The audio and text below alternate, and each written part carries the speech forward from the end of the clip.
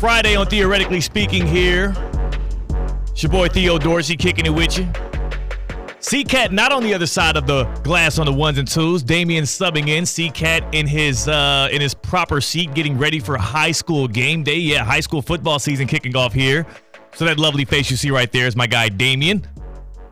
We're riding with you here. It's a Top 5 Friday. We're going to have a Top 5 Friday that is it coincides actually with the kickoff to high school football season. This is the bread and butter of Palm Beach County and the Treasure Coast. It'll be specifically about the top players who played high school ball in this area, who played their prep ball here, that are currently in the NFL, ranking the top players from the area, kicking off the NFL season in September. But I think what's getting lost on a lot of people is as we get ready for the kickoff to the regular season in the NFL and we consume these preseason games and we debate whether or not, Drake May should be starting for the New England Patriots now over Jacoby Brissett, as we debate between Russell Wilson and Justin Fields for the Pittsburgh Steelers, who, by the way, no matter which quarterback they select, that's a playoff team.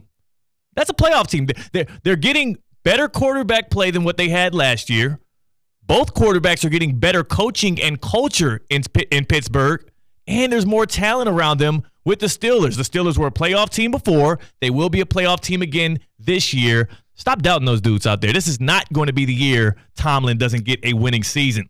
But again, not here for National Football League talk. College football, that's what kicks off first. We are 8 days away from a Saturday in Dublin, Ireland. Georgia Tech kicking off against Florida State, getting the season started with those Seminoles who can't wait to play another football game and get that bad taste out of their mouth of what last year was, not just the situation, but also that Capital One Orange Bowl, which I was at, which was embarrassing.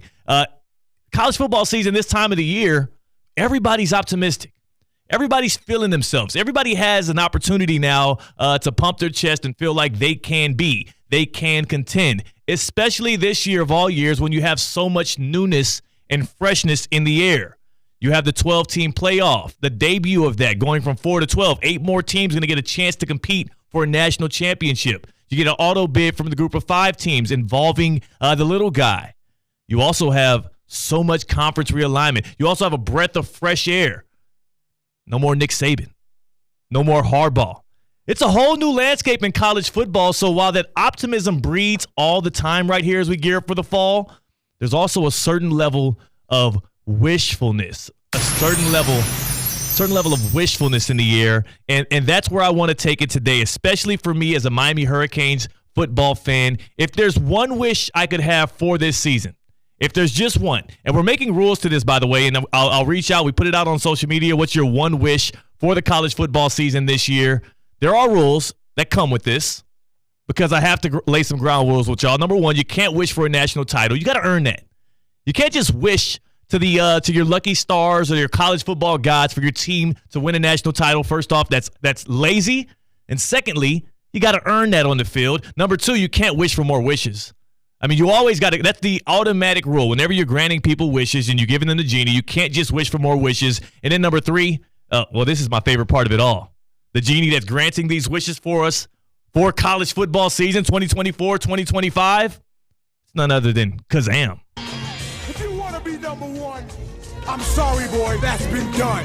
But if you got the itches for a sack of riches, don't matter how avaricious, I'm the man that could grant your wishes. I am Kazam. He is Kazam, and Shaq will be granting your wishes here for the college football season. My wish as a Miami Hurricanes fan, as a thirsty Miami Hurricanes fan, one that is just churning and wishing and hopeful for a relevant season of college football, I just want them to make it to Charlotte at the end of the season.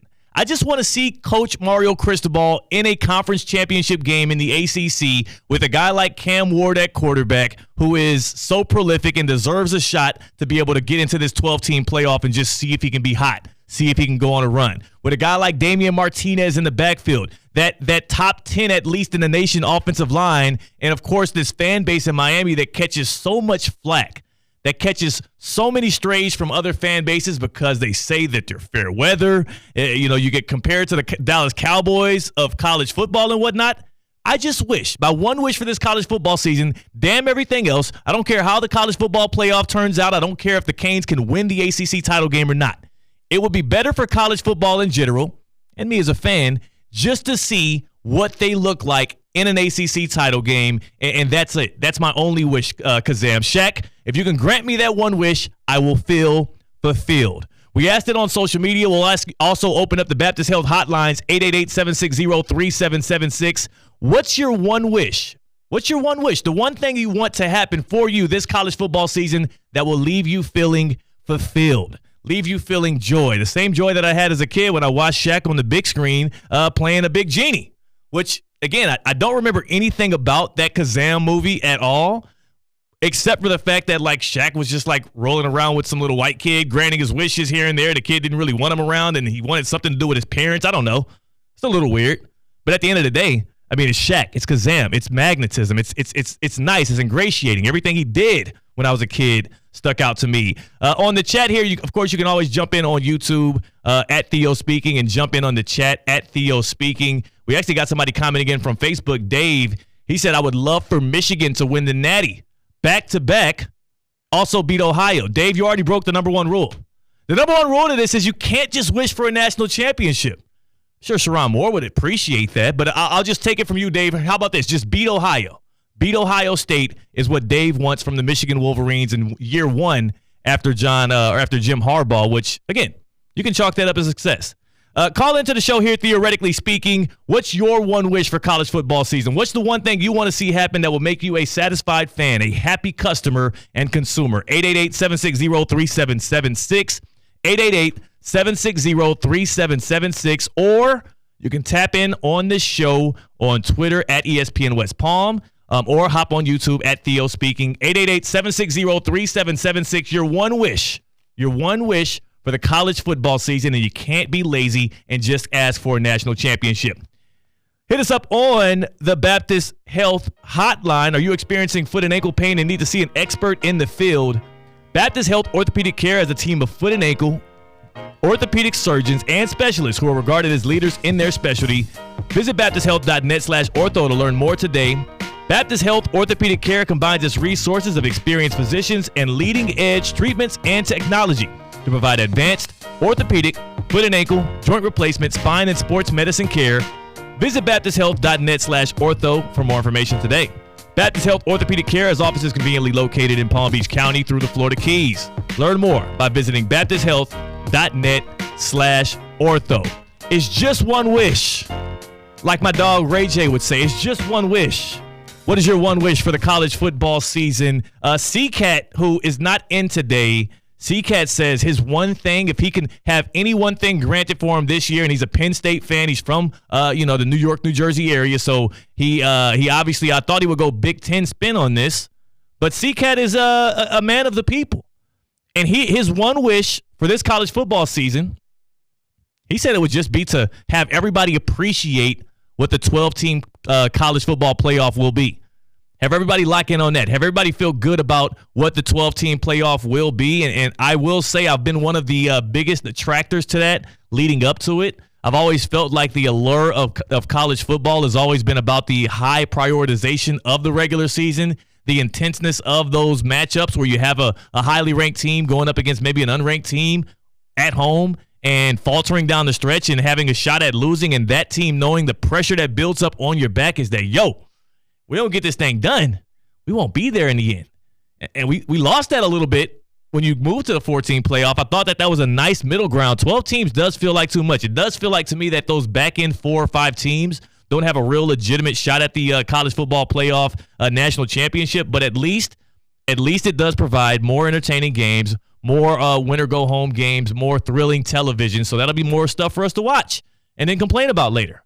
888-760-3776, 888-760-3776. Tap in on the Baptist Health Hotline. What is your one wish for the college football season? And I was looking at ESPN.com. ESPN just released the list of the top 100 college football players in the nation coming into this season, coming into the fall. And it's funny.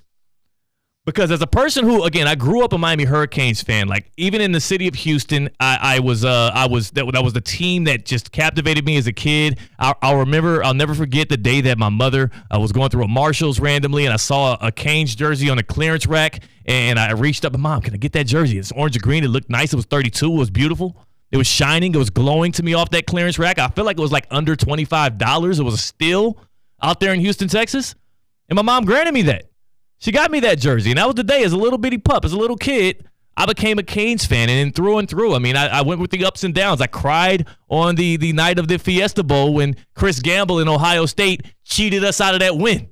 When the referees had it out for the Canes, just like they have it out for the Canes right now, trying to steal our guy John Ruiz's company away, our money guy, our big booster. I mean, I don't know what the heck is going on for Miami. They're definitely in win now mode this year, now that all the NIL money might shrink up with Life Wallet seeming to dissipate right now. But yeah, I felt my heart ripped away in those moments. I'll never forget the day, November 27th, 2007, the morning I found out that Sean Taylor, former Miami Hurricane, and then at that time Washington Commanders safety, had passed away. I went to school in shambles. It was like a Tuesday, I think, or Tuesday or Thursday morning, depending on, I know what my basketball period I had for middle school at that point was, but I remember multiple times in the day going to school just torn up, emotionally rotten based off of these kind of things. I've lived and died with the wins and losses of the Canes, and I would just love to see, my one wish this year is just to see them in the big game, see them on the big stage, see what Cristobal can be in year 3. No more of a win-now team in the ACC than the Canes this year, with your senior transfer quarterback in Cam Ward, Damian Martinez, again, a transfer that comes in there and is a wrecking ball in the backfield. Xavier Restrepo, this is going to be his last year on the outside. Like, the Canes are ready-made to do something to contend this year, because next year, you don't know what you're going to get. You don't even know what coach you're going to have there if it doesn't work out the way that you would like to see it go. What is your one wish? Your one wish for the college football season in 2025. And also, I look on social media here. We have one relating to Miami, but not necessarily a Washington fan. Courtney says that Tyler Van Dyke doesn't, soil the bed, which Canes fans know all too well can happen very easily. And also, I will say again, Fickle, stop coming at Mario Cristobal. That's the Canes fans' job. It's a Friday here on Theoretically Speaking, which means it's a top 5 Friday. We're going to give you the top 5 players from the area currently in the NFL, guys that played prep ball out here that shined on Friday nights like we're going to have tonight. I'm going out to a couple of high school football games. Today's show, Theoretically Speaking, going to be followed by high school game day. Like, coverage starts now. The action goes now. So I do want to pay homage to the fellas that did it before, because the reason why we emphasize so much high school football here is because they go on to be major players in the pros.